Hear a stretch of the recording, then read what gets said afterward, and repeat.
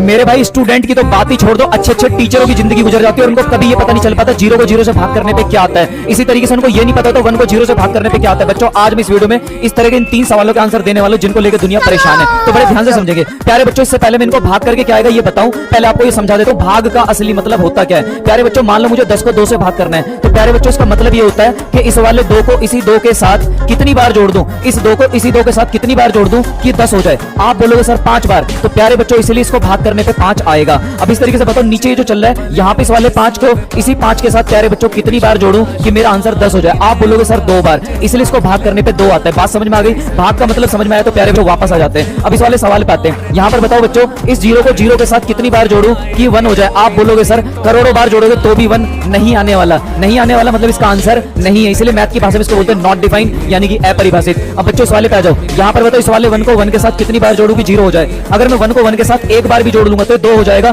0 नहीं होगा। तो आप ये बोलो कि 1 को 1 के साथ जोड़ो ही मत, मतलब 0 बार, 0 बार। तो प्यारे बच्चों 0 बार के कारण इसका आंसर कितना आ गया? 0 आ जाएगा। बात समझ में आ गई? अब इस तरीके से इस पे आ जाओ प्यारे बच्चों। अब बताओ 0 को 0 के साथ कितनी बार जोड़ूं कि 0 आ जाए। अगर आप 0 को 0 के साथ एक बार जोड़ोगे तो भी 0 आ जाएगा, 2 बार जोड़ोगे तो भी 0 बनेगा, 3 बार जोड़ोगे तो भी 0, 10 बार जोड़ोगे तो भी 0, मतलब कितनी भी बार जोड़ लो आंसर 0 आएगा। तो इस हिसाब से इसका आंसर 1 बार यानी कि 1, 2 बार यानी कि 2, 3 बार, 4 बार यानी कि 4, कुछ भी हो सकता है बच्चों। इसकी अनंत संभावनाएं हैं, इसमें तो बहुत सारे आंसर आ सकते हैं और बहुत सारे आंसरों में से ये नहीं पता किस आंसर को एग्जैक्ट और करेक्ट वैल्यू माने, किसको हम अपना आंसर माने। इसलिए मैथ की भाषा में इसको बोलते हैं इनडिटरमिनेट, यानी कि अनिश्चित। आंसर तो है पर हम पता नहीं लगा पाए कौन सी वैल्यू ज्यादा सही है, इसलिए इसको इनडिटरमिनेट बोलते हैं। वीडियो अच्छी लगी तो वीडियो को लाइक और दोस्तों के साथ शेयर जरूर कर देना।